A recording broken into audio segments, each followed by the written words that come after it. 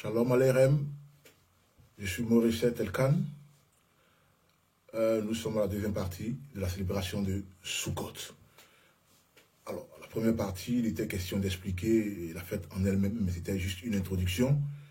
Il était question d'expliquer les deux entités. Ok, on a vu en Lévitique le but de la fête. Ok, Israël demeurait sous des tentes. D'ailleurs, il faut préciser qu'après la traversée de la mer des roseaux, Israël, les enfants d'Israël, les bénis Israël arrivent dans le désert. Le premier lieu où ils ont résidé, c'était à Sukkot. D'ailleurs, l'endroit porte le nom Sukkot. Et puis, c'est à Sukkot qu'ils se sont retrouvés. Et en même temps, ils ont célébré aussi Sukkot. Alors, il faut aussi préciser que dans l'introduction, la première vidéo, la première partie, il était question d'expliquer les deux entités. En disant que Sukkot parlait des fiançailles et le mariage. Le mariage entre deux entités, comme je disais, qui est qui? Alors, Elohim et son épouse. Qui est cette épouse? D'ailleurs, elle est d'abord fiancée et elle est épouse après. Mais Elohim, qu'est-ce qu'il devait faire? Il devait bien sûr descendre sur terre. On a vu Ésaïe 66, on a parlé de la communauté d'Israël, des sept Israël, la congrégation. On a fait ressortir l'entité de épouse, qui est à l'image d'une communauté. Une seule personne est égale à une communauté. On a vu Adam et Chava, Adam et Ève. On a vu, en épelant leur nom en hébreu, on a vu que ça signifiait 1000 et une vie et un souffle. C'est-à-dire une personne est égale à 1000 personnes et un seul souffle, c'est-à-dire dans le même esprit.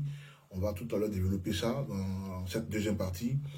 Et donc, il était question de toutes ces entités-là. Et Sukkot précédait bien sûr, enfin succédait, excusez-moi, à deux célébrations. Rosh Hashanah, qui était à l'image de la révérence, le roi qui vient pour juger. Et puis, Yom Kippur, c'est-à-dire Rosh Hashanah, Yom Teruah, qui est aussi appelé Rosh Hashanah, c'est le roi qui vient pour juger. Ok, et puis on fait aussi clin d'œil à un nouveau couronnement. Et puis après, ce qui précède à Sukkot, on a Yom Kippur, le jour du grand pardon, à l'image de la pénitence. Donc si vous voulez, c'est le Père qui pardonne. Ok, et donc, et puis Sukkot, c'est le mariage. Et on a fait mention aussi de ces deux entités. Parlons du mariage juif, pour ceux qui ont déjà assisté à un mariage juif, Israël, qui sort de l'Égypte, qui est délivré de l'Égypte, où il fallait égorger un agneau, le sang, mettre sur les linteaux des portes, et puis qui était à l'image, qui symbolisait, voilà, la Pâque, mais aussi la délivrance, mais les fiançailles. Ok, Elohim venait pour fiancer son épouse. Et donc, ils allaient où? À Cana. À Cana, la terre promise, qui symbolise le jardin d'Éden, le mont Moria. Nous allons voir ça aujourd'hui si on a le temps. Et donc c'était la première partie, c'était vraiment une introduction, mais ce que je voulais faire ressortir dans l'introduction, c'était que quand on parle d'épouse, on parle d'une congrégation, un groupe de personnes, okay, qui ont la même pensée, la même vision, le même esprit, okay, same spirit, same mind, same vision. Et c'était ça, le but de la première partie. Ok, c'est cette introduction. Alors, on terminait comme ça avec l'idée que Israël, en fait, cette Nesset, ok, de cet Israël, cette communauté d'Israël, existait déjà avant la création. C'était déjà dans le plan d'Élohim. Parce que quand on va repartir sur Adam et Ève, c'est-à-dire Adam, Chava, et on va repartir à Genèse 1, 26, 27, Elohim créa l'être humain à son image et il le fit mâle et femelle. Ok, il le fit mâle et femelle. Donc, en cette entité de Adama, ok, qui est l'être humain, ou l'homme, il y avait deux volets, deux personnages, l'homme féminin et masculin. Ok, dans Adama. Donc, les deux sortes. Ok, mais d'abord, c'est l'homme qui sort. Et quand l'homme sort, l'homme masculin, puisque c'est l'être humain, l'homme aussi, mais quand l'homme sort, ça devient automatiquement Ish.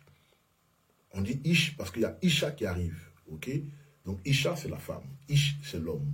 Et donc les deux vont s'unir plus tard. Parce qu'on dit quoi? Ce qu'Élohim a uni, personne ne peut désunir. Donc les deux deviennent un. Ok? Et donc, dans la pensée hébraïque, 1, 2, 1. C'est comme ça que ça fonctionne en fait. Ok? 1, 2 et 1. C'est comme ça qu'Élohim fonctionne. Vous allez voir dans le livre de Genèse, les choses sont comme ça. Ok? Donc, de Adama, de l'être humain, ok? De l'être humain, sort mâle et femelle, et les deux deviennent une seule personne. Donc, c'est cette entité d'unité-là, d'unicité, qui est l'épouse. Ok? Donc, je vais ressortir Akala Ishet, assez l'épouse, ok? D'Hachem Elohim, qui est à l'image de tous ceux qui ont le témoignage de Yeshua HaMashiach et qui ont gardé la Torah. Amen. Et donc, ça parlait de l'âme collective. Donc, j'ai fait allusion à ça. Hein.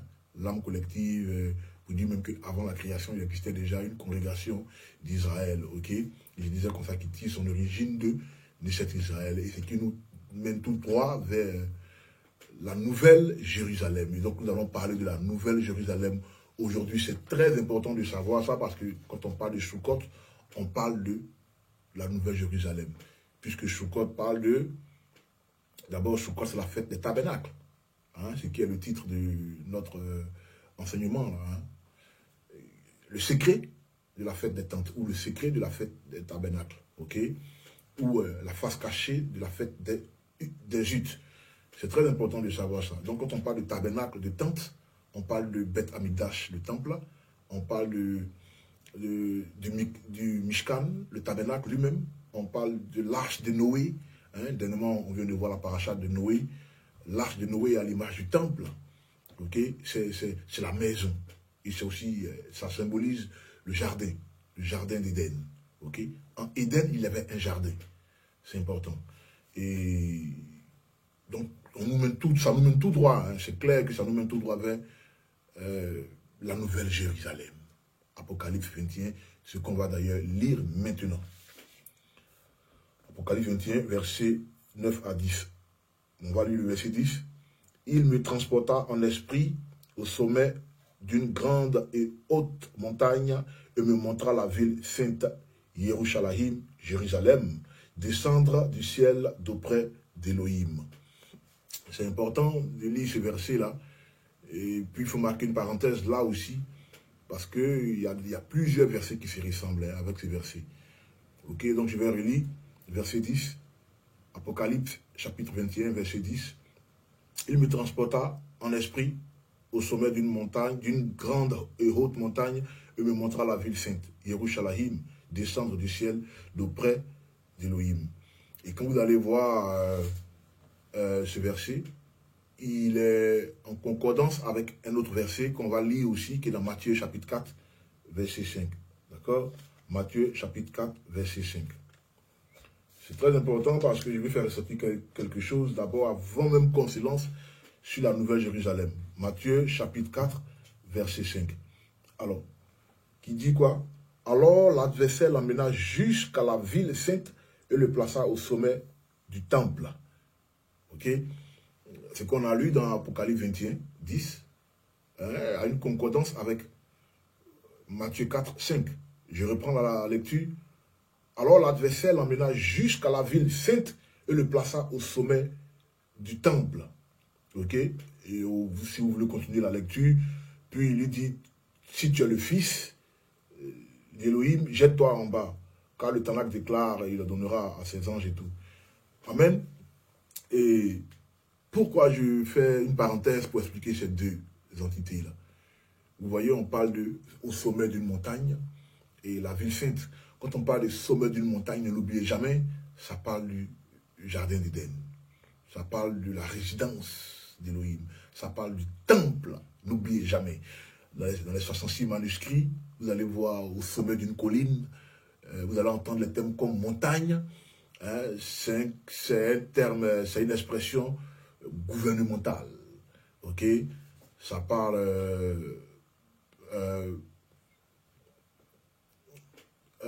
d'un ordre de commande. Ok?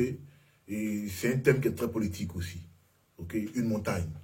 Alors, chaque fois que vous allez voir, par exemple, au sommet d'une montagne, hein, ça parle de contrôle.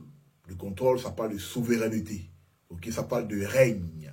Et ça parle de résidence. Alors là, dans Matthieu 4,5, on connaît tous l'histoire pendant les 40 jours de jeûne de Yeshua Mashiach sur la montagne de tentation.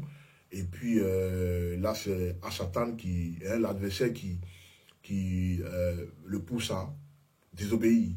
Et là, il lui dit, retire-toi de moi. Ok? Il dit, retire-toi de moi. On revoit ce verset-là aussi, hein, dans les évangiles, où il était question d'aller mourir pour l'humanité. Hein? Hein? Après, je vais le développer. Et il y a Pierre qui voulait l'empêcher. Et il dit à Pierre, Képha, arrière de moi, Satan. Ok? Arrière de moi, Satan. Et dans la tentation, là, pendant les 40 jours de jeûne, il dit, retire-toi de moi. D'accord? Cette action-là, de la tentation, s'est produite bien avant. Et donc, après, Pierre agit de la sorte. Et il dit, arrière de moi. Hein? C'est un verset à polémique. Hein? Il ne parlait pas de Pierre. Il parlait de l'esprit qui était en Képha. Hein? Pierre, c'est Képha. Donc, il parlait de l'esprit qui était en Képha. Mais pourquoi il dit arrière de moi? Parce que ça lui rappelle la montagne de tentation. Ok? Et qu'est-ce qui s'est passé? Dans Matthieu 4,5, il était question, hein, où le diable lui montrait le royaume. On va lire encore. Alors l'adversaire, l'ennemi, hein, l'emmena jusqu'à la ville sainte. La ville sainte qu'on a lue dans Apocalypse 21. D'accord? Hein, en un clin d'œil, Satan lui montre la ville sainte. Alors quand il dit retire-toi de moi, ne l'oubliez jamais, il fait allusion à ce qu'il sait. Hein? Ça ne vient pas de Satan. D'accord? Ça vient de lui. Ok? En d'autres termes, l'ennemi prend les choses d'Élohim, hein, pour nous les faire voir, pour nous les faire connaître. Et ça ne vient pas de lui. Ok? Mais quand il arrive jusqu'à ce niveau, c'est encore très dangereux. C'est pourquoi Yeshua lui dit, mais arrière de moi, retire-toi de moi, parce que d'où est-ce que tu enlèves ça? Hein? Mais pourquoi je fais mention de ça alors que nous parlons de Sukkot? Nous sommes dans une période où il va falloir être très, très, très docile, hein, afin de manger les meilleures productions. Il va falloir être très lucide, hein, garder la foi. Ok? Pourquoi? À cause de l'Apocalypse 21. Ok? Yeshua est déjà mort, il a déjà payé le prix, et les prophéties doivent s'accomplir. Alors que l'Apocalypse 21, c'est la grande finale, hein, la fête des Sukkot. Et donc cette épouse pour laquelle il allait se sacrifier, à telle enseigne même qu'il dit à Képha, arrière de moi, hein, à telle enseigne aussi qu'il dit à Satan, qui lui montre cette ville sainte, dont on va voir tout à l'heure, on va faire mention de ça, la nouvelle Jérusalem. Donc c'est cette nouvelle Jérusalem que Satan lui a montré. Il dit, mais retire-toi de moi. C'est pour ça que je suis venu. Et cette ville sainte-là, c'est mon épouse. Et c'est pour elle que je vais mourir. Et puis, Képha voulait l'empêcher. Il dit, mais pourquoi tu vas aller mourir? Tout ça, il a dit, mais arrêtez-moi, Satan. Donc, je veux que vous voyez ça. Mais je lis cette partie-là pour montrer une image des derniers temps. Il faut être solide. Ok? Satan viendra pour vous montrer le matériel. Pour vous montrer les choses qui brillent. Bon, le monde dit quoi? Tout ce qui brille n'est pas de l'or. Ok? Il va vous pousser. Il va vous montrer des figures, hein, pour vous séduire. Parce qu'il n'a jamais changé. Hein. C'est toujours la même séduction depuis le Gan Eden jusqu'aujourd'hui, jusqu'au 21e siècle. C'est la même séduction. Ok? Tout ce qui est matérialiste, tout ce qui est éphémère, hein, tout ce qui est la rouille, la pacotille, il va essayer de photocopier. D'accord? Il va essayer de photocopier, et puis, bon, ben, celui qui n'est pas assis, qui n'est pas fermé dans l'écriture, ce sera pour sa propre ruine. Donc je voulais faire mention de ça, c'est une parenthèse. Ok, s'il a fait ça à Yeshua, lors de la tentation, pour que Yeshua puisse voir la ville sainte, hein, et les raisons pour lesquelles Yeshua le chasse, c'est à cause de toi, c'est à cause de moi. Hein, pour qu'on puisse célébrer Apocalypse 21 Sukkot. Et donc, Yeshua a fait sa part. Nous devons faire notre part. Alors, donc, c'était ce que je voulais dire. On va lire aussi Esther. Esther chapitre 1, versets 4 à 5. Vous allez voir, puisqu'on a vu Purim. Hein, on a vu le roi Assyrus à Roche-Véroche. Et Esther. Vous allez voir pourquoi je dis ça. C'est très important. C'est très important parce qu'on avait dit dans Esther que le roi Assyrus était l'image d'Hachem Elohim. D'accord? Ce sont des symboles bibliques qu'il faut maîtriser. Hein? Hein? Ce n'est pas parce que c'est le roi Assyrus qu'il ne peut pas être le symbole si. Il peut être le symbole d'Hachem Elohim. Et Esther, hein, la reine Esther, était, hein, symbolisait Israël. Israël qui était prêt à retourner, hein, sur sa terre. Parce que Esther était en déportation. Ok? Voilà. Et on avait Vashti. Vashti qui était l'image d'Israël qui se plaît en exil. D'accord? Quand elle refuse d'aller dans la présence du roi, elle se plaît en exil. Mais quand Esther est appelée, lors du concours des Miss, okay, de beauté, quand elle va dans la présence du roi, hein, elle représente le Mashiach, mais elle représente aussi Israël. C'est important de savoir. On va lire Esther, chapitre 1, versets 4 à 5. Voilà. On dit quoi? Pendant une longue période, 180 jours, il exhiba la richesse éblouissante de son royaume et sa grande splendeur. Et donc, voilà, c'est pour expliquer aussi ce même royaume. Ce sont des symboles, hein, ce sont des figures. C'est ce même royaume-là, hein, que le roi Assyrus montre lors d'un banquet. Hein, il y a des dignitaires, il y a des courtisans qui sont là, il y a des invités. Et puis, il montre sa richesse.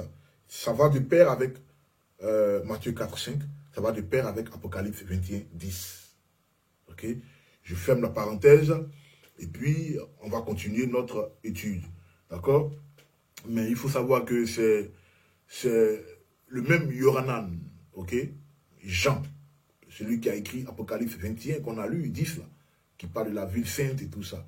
C'est le même qui va nous dire quelque chose d'important encore. Donc on va voir 1 Jean chapitre 2, verset 15 à 16. 1 Jean chapitre 2, verset 15 à 16. Voilà. 1 Jean. Voilà. 1 Jean. Voilà. 1 Jean, chapitre 2, verset 15 à 16. Voilà. N'aimez pas le monde ni les choses du monde. Si quelqu'un aime le monde, l'amour pour le Père n'est pas en lui. Verset 16.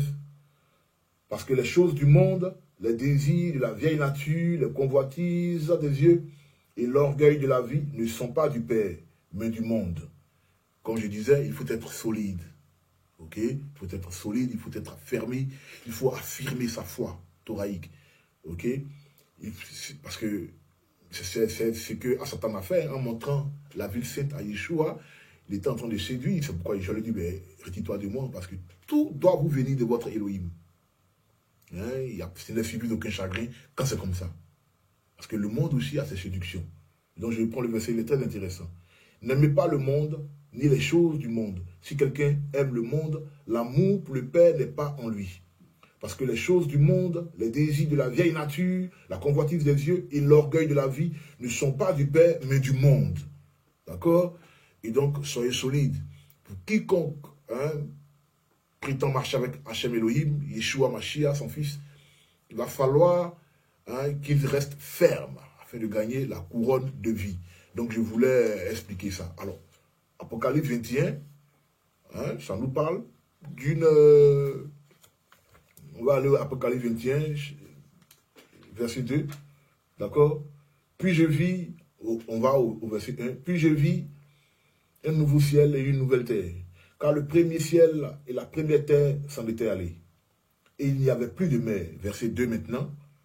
Je vis aussi la ville sainte, la nouvelle Jérusalem, la nouvelle Yerushalayim, descendre du ciel d'auprès d'Élohim, préparée comme une jeune mariée vêtue de beaux habits pour son mari. Vous voyez, donc on a le contexte de Choukot là. On a le contexte, les qualificatifs de cette mariée. Mais il faut aussi parler du thème de l'expression Jérusalem. En hébreu, c'est Yerushalayim, parce que le J, en hébreu, il n'y a pas de J. Le J n'existe pas. Au lieu de J, c'est le Y. Ok? Et Yerushalayim, im, quand il y a le IM à la fin, c'est une dualité ou c'est une pluralité. D'accord? Ça veut dire qu'il y a deux Jérusalem. Il y a une sur terre, il y a une dans les cieux. Ok? Au ciel. Donc, celle de la terre, on la connaît tous. Hein? Mais celle qui est en haut aussi, on la connaît par révélation. Parce qu'on lit les Écritures. Mais elle va descendre.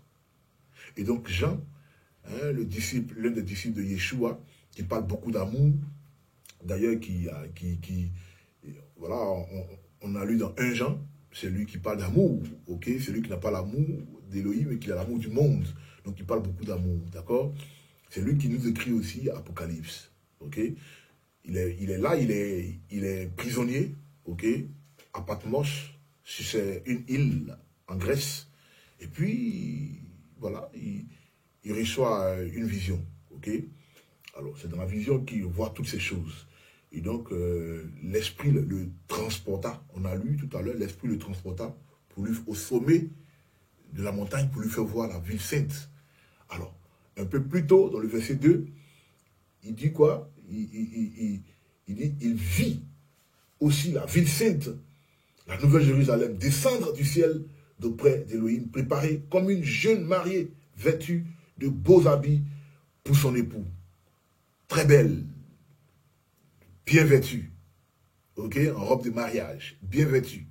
Ça, c'est la caricature, c'est le symbole, c'est l'image de Choukot.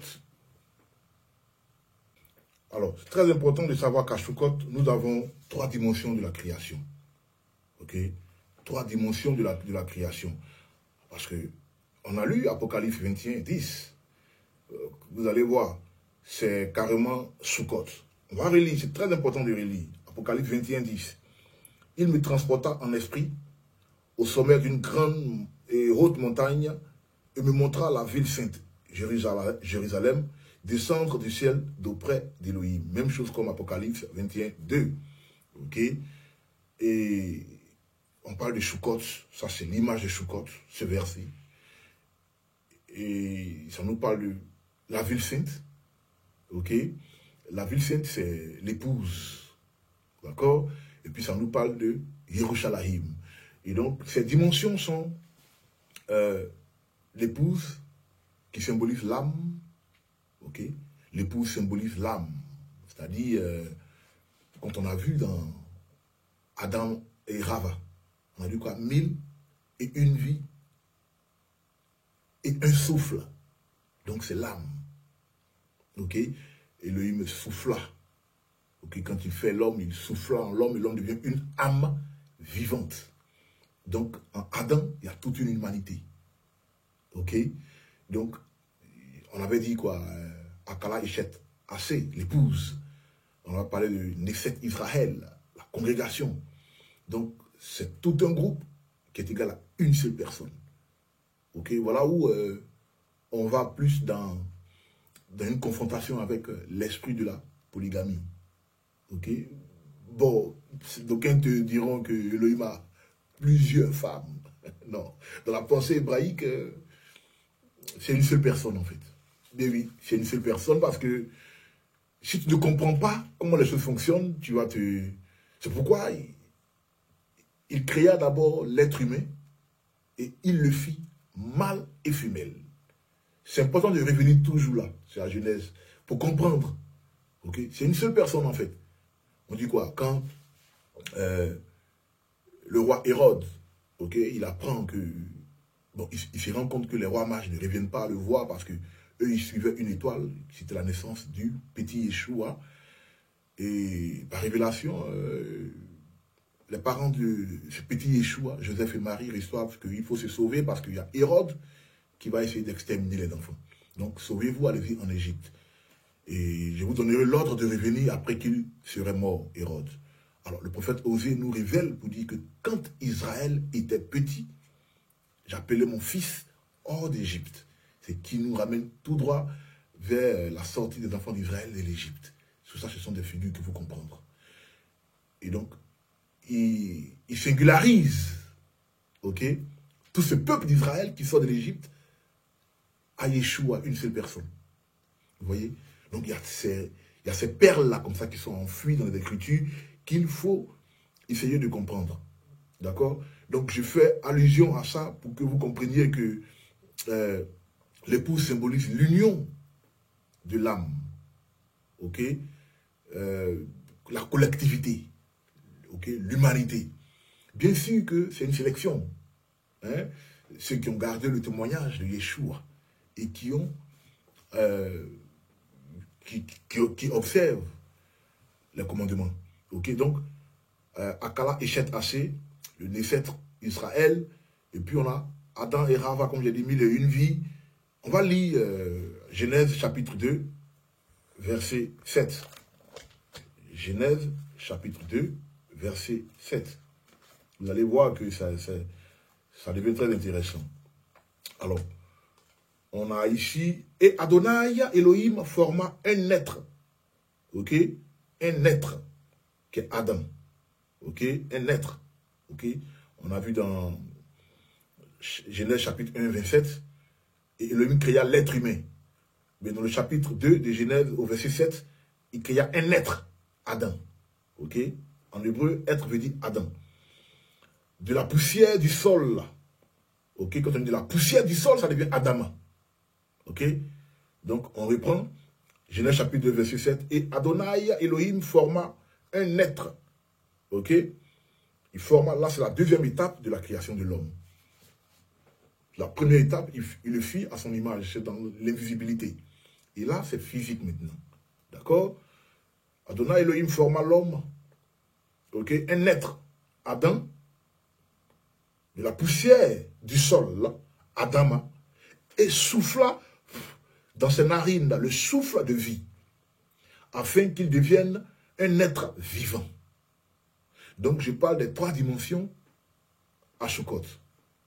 Il y a Sukkot d'abord, qui est une première dimension, qui parle du temps, ok, la période, on va revenir là-dessus. Là, on est à la première dimension, qui est l'âme. Donc, l'âme collective, l'union de l'âme, faisant référence à Akala et Haché, l'épouse, une seule personne, mais qui est une communauté, parce qu'on dit Knesset, Israël, d'accord, et puis on parle de Adam et Chava, mille et une vies et un souffle. Ok, donc c'est l'âme collective, l'âme vivante, hein, pas les morts, c'est pas l'Élohim des morts, il n'est pas l'Élohim des morts, il est l'Élohim des vivants. D'accord? C'est important de savoir tout ça. Donc c'est le souffle de l'humanité. Donc, pour votre référence, c'est Genèse 2, 7. Alors, la deuxième dimension, ok, de la célébration de Sukkot, puisqu'on lit Apocalypse 21, 10. La deuxième dimension, si vous voulez, c'est Jérusalem, qui symbolise l'espace, le lieu, l'endroit, le mont Moria. Vous connaissez, hein, ceux qui suivent, mais qui sont abonnés à ma chaîne YouTube, Torah Media, il y en a plusieurs enseignements là-bas qui font ressortir le mont Moria. Quand on parle du mont Moria, on a là où se trouve le dôme. Hein. Généralement, dans mes vidéos, vous avez un background avec le dôme doré. Hein. Le dôme doré, c'est là. C'est une montagne, en fait, hein, qui est à l'image, qui porte le nom du mont Moria. Mais c'est là que viendra la Nouvelle Jérusalem. On en parlera plus tard, je crois, peut-être dans ce truc ou dans la troisième partie. Nous sommes dans la deuxième partie. Et donc, la première dimension de la fête de Sukkot, c'est l'union de l'âme. Donc, l'épouse représente l'union de l'âme. La deuxième dimension, c'est Jérusalem. Jérusalem qui a l'image de l'endroit. Parce qu'il faut un endroit. On se marie où? D'abord, qui se marie? Il y a l'épouse, oui, d'accord. Parce que Elohim vient demeurer parmi les hommes. Le ciel est son trône et la terre est son marchepied. Donc, il vient demeurer parmi les hommes. avec les hommes. Son but, c'était ça, hein, c'est créer un lieu pour rester. Un lieu. En hébreu, c'est Makom. Amakom, le lieu, l'endroit. Ok, Makom. C'est aussi l'un des noms d'Élohim. On peut l'appeler comme ça. Quand on fait la prière, on peut dire Makom. C'est son nom. Ok, on l'appelle comme ça. Makom, le lieu, l'endroit. Ok, où il faut venir le voir, où il faut venir le découvrir. D'ailleurs, le mot Moria, le nom Moria, hein, l'expression Moria, où on voit Elohim. Ok, où on voit Elohim, mais c'est un mot qui est très profond, parce que dans Moria, il y a Moré, il y a Or, il y a la lumière, vous voyez, il y a le chandelier, il y a tout ça là-dedans. Ok, et donc, un endroit, Jérusalem. D'accord? Donc, la deuxième dimension. Et la troisième et dernière dimension, parce que Choukot, c'est 3 dimensions. C'est Choukot elle-même, cette célébration elle-même. Ok? Donc, une souka. Ok? Donc, on a l'endroit qui est l'espace, Jérusalem, on a l'union de l'âme, et puis il nous faut une souka. Ok? Qui représente le temps. Le temps. C'est-à-dire le temps. On va voir dans Actes des Apôtres. Ok? Vous allez comprendre. Actes des Apôtres, chapitre 1. Actes des Apôtres, chapitre 1, versets 6 à 9. Voilà. Actes des Apôtres, chapitre 1, versets 6 à 9. C'est très important de revenir sur ces choses parce que Elohim nous permet de comprendre les Écritures, mais en les feuilletant, son livre saint. C'est de là que tout passe, sinon après on dira n'importe quoi. Il faut toujours ouvrir et puis comprendre le contexte. Alors, la troisième et dernière dimension de Choukot hein, symbolise le temps. Choukot, la fête elle-même, okay? La fête des tentes, tabernacle elle-même. Mais c'est une période.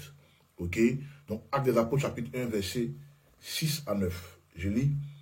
Lorsqu'ils se trouvaient assemblés, ils lui demandaient, Adon, est-ce maintenant que tu vas rétablir l'autonomie d'Israël? Et Yeshua leur répondit, il ne vous appartient pas de connaître les dates ou les temps que le Père a réservés de sa propre autorité. D'accord? Mais vous recevrez la puissance quand le roi Hakodesh viendra, descendra sur vous et vous serez mes témoins à Jérusalem, à Shomron, enfin à Yehuda d'abord, à Shomron et jusqu'aux extrémités de la terre. Okay? Dans d'autres versions, vous serez mes témoins à Jérusalem, en Samarie, qui est Shomron, okay? D'abord en Judée, qui est Yehuda, en Samarie, ensuite Shomron et aux extrémités de la terre. Alors, on lit ces versets-là pour parler du temps. Okay? Mais là, il s'agit d'une conversation entre Yeshua et ses disciples. D'accord? Actes des Apôtres, c'est l'apôtre Luc qui a écrit ça. D'accord? Luc a vraiment retracé ces actes-là hein, pour nous les faire savoir. Et je crois que Yeshua reçoit une question d'un de ses Talmidim, je crois que c'est Yoranan qui lui pose la question, ou bien Kefa, je crois bien, et il répond pour dire, il demande, mais est-ce que c'est en ce temps? Bon, d'abord, qu'est-ce que Yeshua a dit? Je crois qu'il parlait des baptêmes, voilà. Et puis Yeshua a dit, il pose la question à Yeshua, mais est-ce que c'est en ce temps-là que tu vas réunir les deux royaumes, du nord et du sud? Le royaume du nord, c'est Ephraïm, qui est à l'image du royaume d'Israël, et le royaume du sud, le royaume de Juda. Est-ce que c'est en ce temps-là? Parce que quand on parle de réunion, ça veut dire que le Choukot est prêt. Ça veut dire que ce sera Choukot. Parce que quand ils vont faire la paix, parce qu'il y a un schisme dans les Écritures, il faut savoir qu'il y a un schisme. Grand nombre de croyants hein, ignorent ces facteurs. Okay? Quand Yeshua il arrive, qu'est-ce qu'il dit? On a l'histoire de la femme cananéenne hein, qui avait son enfant qui ne se portait pas bien et elle voulait la guérison. Yeshua a dit, mais madame, je ne suis pas venu pour vous, hein, je suis venu pour les brebis égarées de la maison d'Israël.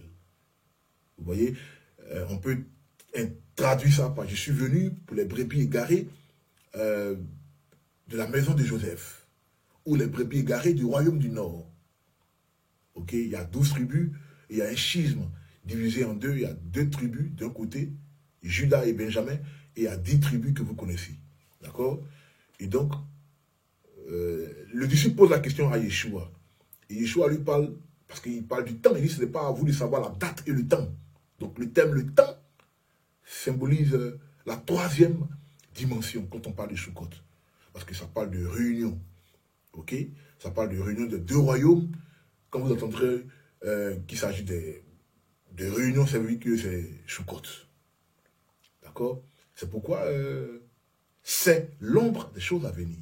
On ne dit pas c'était, on dit c'est l'ombre parce que l'ombre est là, qu'on voit là. On voit Jérusalem, on voit le schisme qui est en train de prendre place, on voit la communauté de manière globale, dans tous les pays du monde, on voit tout le monde, il y a un retour massif vers la Torah. Donc l'épouse se prépare. Donc l'ombre est là. Alors, Judas et Ephraïm vont se réunir, ce sera le temps. Ce sera le temps de célébrer Sukkot. Ce sera le temps pour l'époux de descendre et puis célébrer Sukkot avec son épouse. Donc, je récapitule rapidement.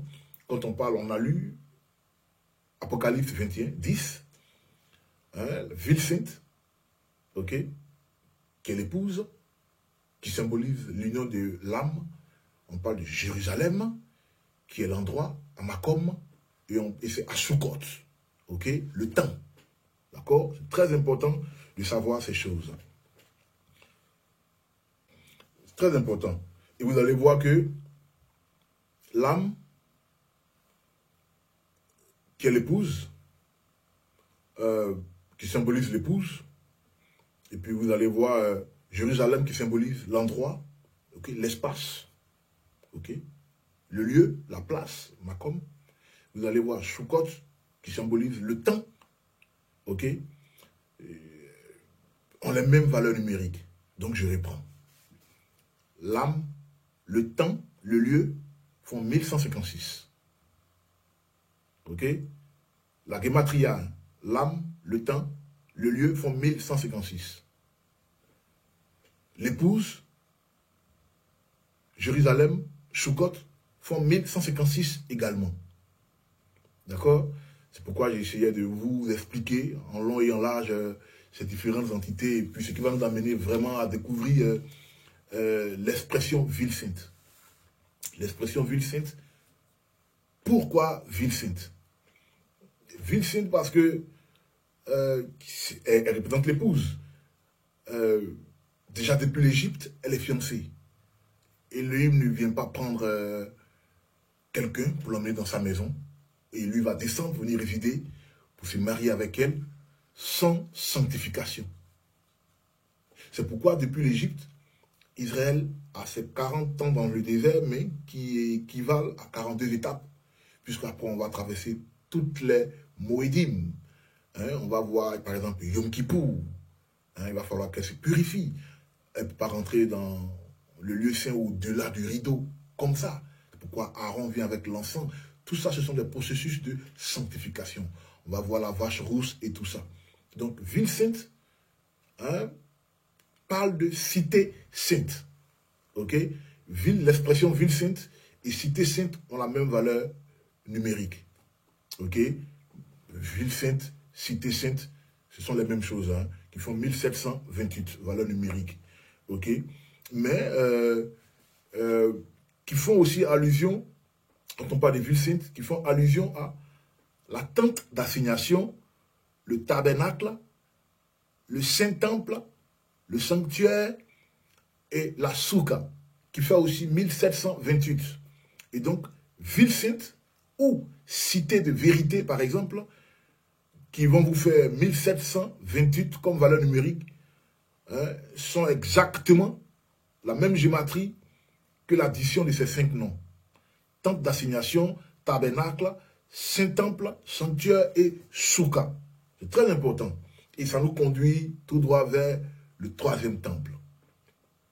Parce que quand on parle de l'épouse, on parle de la Nouvelle Jérusalem, on est obligé de parler du temple, le 3e temple. Parce qu'il y a un temple. Il faut un temple. Parce que, bon, Jérusalem, et bien qu'elle soit assiégée, cette ville que nous connaissons là, dans notre monde physique, mais il y en a une qui vient du ciel. où est-ce qu'elle va se mettre. Et puis, depuis lors, il y a eu 2 temples. Il y a eu le premier temple de Salomon, détruit, je l'ai dit dans la première vidéo. Et le deuxième temple de Salomon a été rebâti sur les ruines de ce premier temple. Et celui-ci, le deuxième, a été détruit aussi. Et on attend toujours.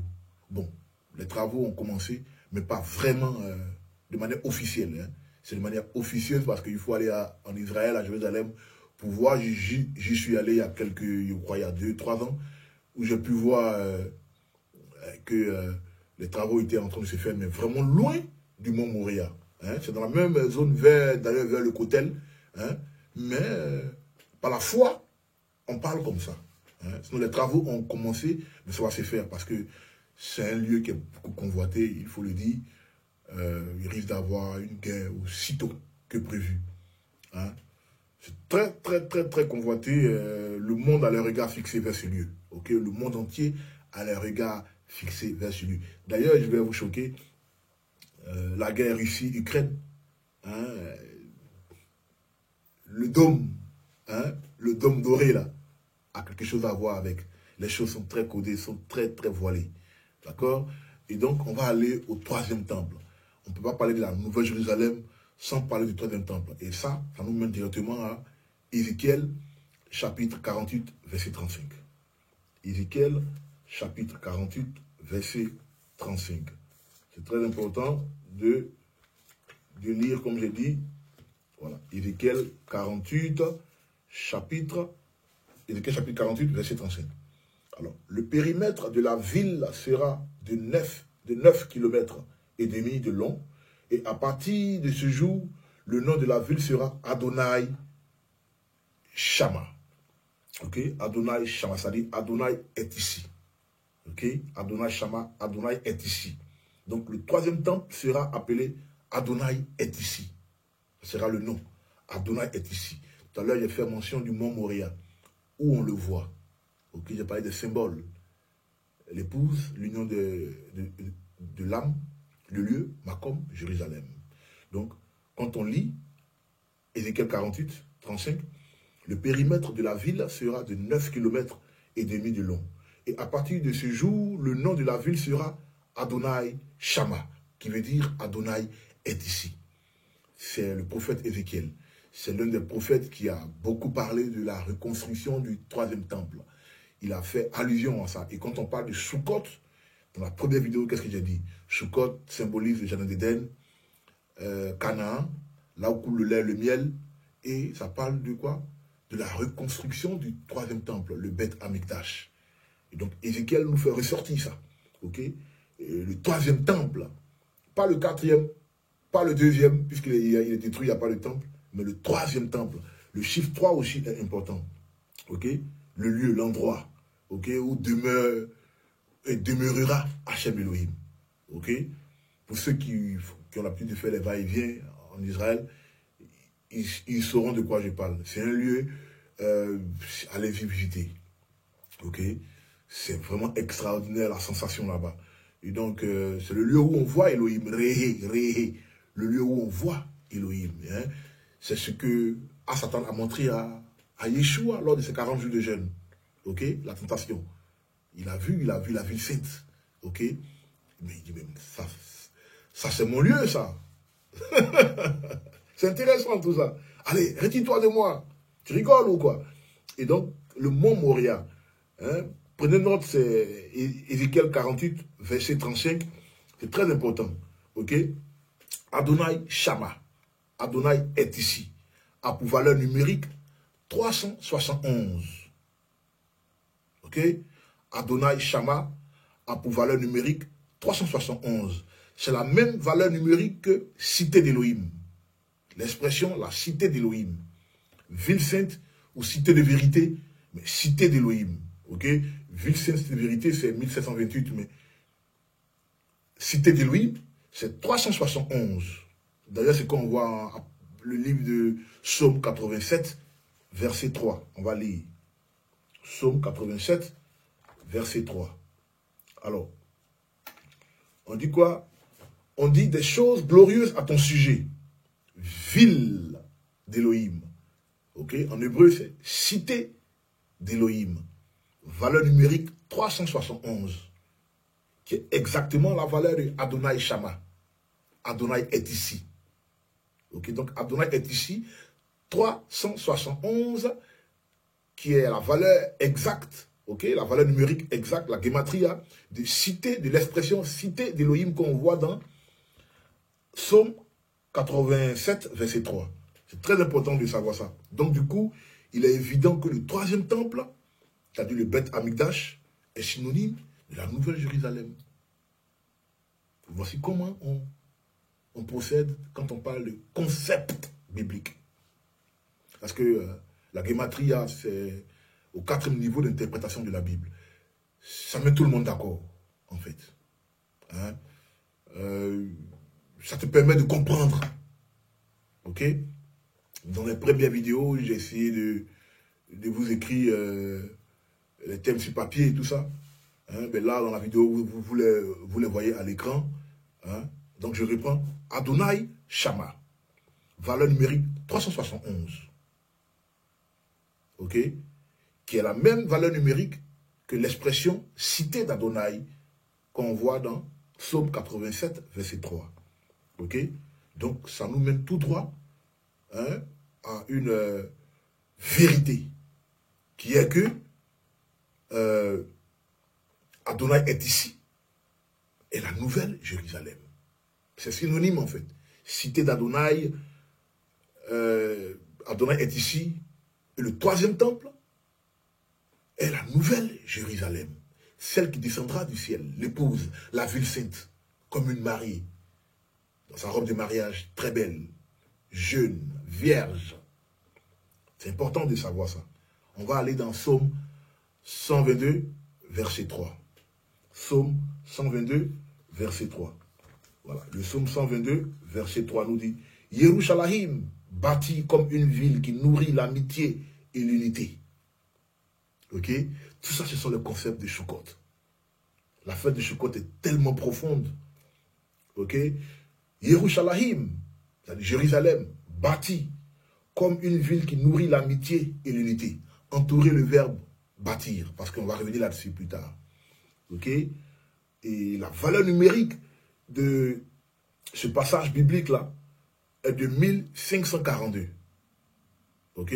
1542 qui nous donne aussi la même valeur numérique que le thème Jérusalem quand il est épelé. Ok? Quand Jérusalem est épelé.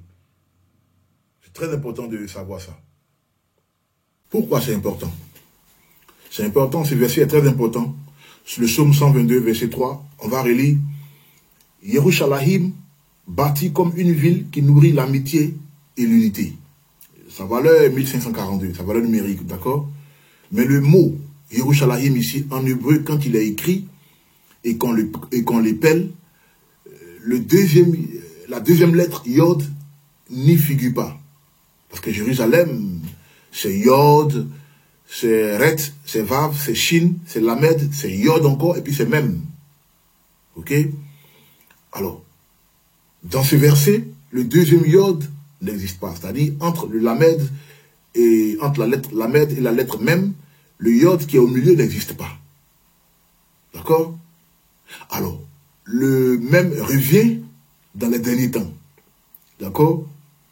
Parce que, comme j'ai dit, de ce verset, la valeur numérique de ce verset, de Psaume 122, verset 3, là, elle est 1542. Et notez que le mot Jérusalem est épelé sans la lettre Yod. Or, la lettre Yod, c'est le chiffre 10 dans l'alphabet hébreu, Aleph Bet. Mais la révélation est que cette lettre Yod sera retrouvée, on va la revoir à la fin des temps. D'où la gématrie nous donne 1552. Donc, la lettre Yod est égale au nombre 10. Sa valeur numérique, c'est 10. Donc, de 1542, on devient à 1552. D'accord?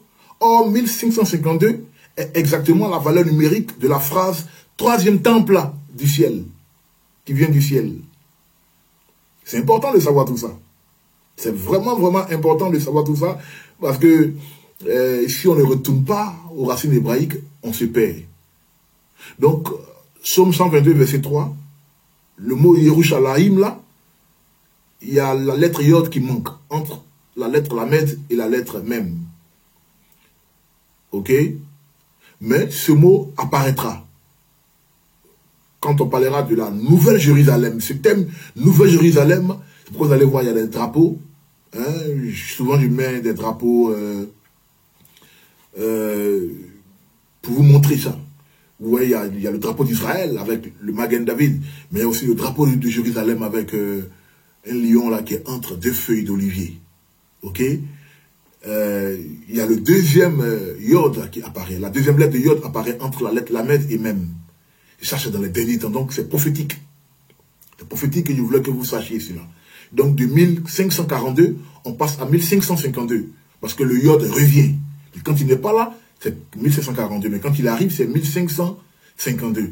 Et 1552 est la même valeur numérique que le mot troisième temple du ciel, qui a dit la nouvelle Jérusalem qui descend du ciel. Baruch Hashem. C'est merveilleux, hein, les Écritures. Et ce qui nous amène, bien sûr, hein, absolument, au Mashiach et le temple. On ne peut pas parler de la nouvelle Jérusalem sans parler du Mashiach. Et pour ça, on va lire Apocalypse 21, verset 22. Apocalypse 21, verset 22. Vous allez voir Apocalypse chapitre 21, verset 22, qui nous dit quoi? Je ne vis pas de temple dans la ville, car Adonai Elohim des armées du ciel est son temple, ainsi que l'agneau. Ok? Je reprends. Je ne vis pas de temple dans la ville, car Adonai Elohim des armées du ciel est son temple, ainsi que l'agneau. Je reprends pour une troisième et dernière partie. Je ne vis pas de temple dans la ville, car Adonai Elohim des armées du ciel est son temple, ainsi que l'agneau. Pourquoi je fais cette lecture? Parce que du coup, Jean ne voit pas le temple. On lui montre une ville sainte, mais il ne voit pas le temple. Et puis, il nous révèle pour nous dire que, en fait, c'est Adonai, ok, et l'agneau qui sont à l'image de ce temple-là. Ok? C'est très intéressant de savoir ça. Ok? Et la gématrie, c'est 1074. La gématrie de ce verset qu'on a lu, c'est un verset. Ok? Apocalypse 21, verset 22. En hébreu, ça nous donne 1074. La gématrie de ce verset-là nous donne 1074. Qui est exactement, ok, la gématrie du mot bâtir Jérusalem. Tout à l'heure, on avait vu Psaume 122. Jérusalem bâtir, unité et l'amour. Puis je vous ai dit d'entourer le mot bâtir. Pourquoi? Parce que dans Apocalypse 21, 22, quand on lit ces versets-là, sa valeur numérique est de 1074, qui est, elle, à son tour, la valeur numérique exacte, c'est-à-dire la gématria de l'expression bâtir Jérusalem. Et là, nous sommes dans le volet de Mashiach et le temple, où Mashiach est le temple. Ok? Et pour la toute première fois que le mot bâtir existe dans la Bible, qu'il a été écrit dans la Bible, c'est dans Genèse. Retournons à Genèse pour lire. Genèse chapitre 2, verset 22. Genèse chapitre 2, verset 22. Alors, Genèse chapitre 2, verset 22 nous dit quoi? Il nous dit, Adonai Elohim fit un être, femme, de la côte, qu'il avait prise à l'être vivant. Et il l'emmena à l'être homme. D'accord? Le mot ici, c'est Vaïven. Vaïven se retrouve, on répond, Vaïven se retrouve dans le verset 22, quand on dit, il fit un être femme. Il fit un être femme. Vaïven, qui veut dire bâtir. Il bâtit une femme. Donc, pour la toute première fois que le mot bâtir ou construire arrive là, ok? C'est-à-dire, ça parle de fabrication, ok? Il y a Rambam qui nous dévoile ça, ok? Rambam qui nous dit, elle a été tressée. Elle a été bien notée, très belle, l'épouse. Mais pour la toute première fois, avant d'arriver à bâtir Jérusalem, Gématria 1074, qui équivaut à Apocalypse chapitre 21, verset 22, 1074 aussi, on nous parle de bâtir. Mais le mot bâtir, pour la toute première fois qu'il existe, c'est dans Genèse chapitre 2, verset 22. Où Elohim fait endormir Adam, ok, Ish, et il va enlever Isha de sa porte. Mais on dit, il fit, ok, il fit Vaïven en hébreu. Et donc, ce thème-là veut dire, il bâtit, il construit, il fabrique, il arrange. Mais là, il s'agissait de la femme, qui nous ramène à Apocalypse 21-22. 1714, ce verset 1714 comme Gématrie, qui correspond à l'expression bâtir Jérusalem. Donc Jérusalem, c'est la femme, c'est l'épouse. C'est toi, c'est moi, qui avons gardé la Torah. On va lire un dernier verset, 1 Roi, chapitre 6. 1 Roi, chapitre 6, verset 1. D'accord? 1 Roi, chapitre 6, verset 1. Qu'est-ce qu'il nous dit? 1 Roi, chapitre 6, verset 1. Alors, 1 Roi, chapitre 6, verset 1. Les 480e année, la 480e année, après le départ du peuple d'Israël du pays d'Égypte, la 4e année du règne de Shlomo sur Israël, au mois de Vive, qui est le 2e mois, il commença à bâtir la maison d'Adonai. Le thème bâtir vient ici. Ok? C'est la même expression que bâtir Jérusalem, bâtir Israël et bâtir Vaïven, fait sortir Isha de la côte de Ish. Ok? Vaïven, bâtir, construire, fabriquer, celle qu'il va marier. Donc l'épouse, c'est Israël, l'épouse, c'est Jérusalem, l'épouse, c'est toi, l'épouse, c'est moi. Je répète, c'est nous qui avons le témoignage de Yeshua, Amashia, et qui avons gardé sa Torah, ses commandements. Merci. Yevarira Adonai, c'était Morisset, la deuxième partie de la célébration de Sukkot, qui a pour titre le secret de la fête des tabernacles. Au revoir.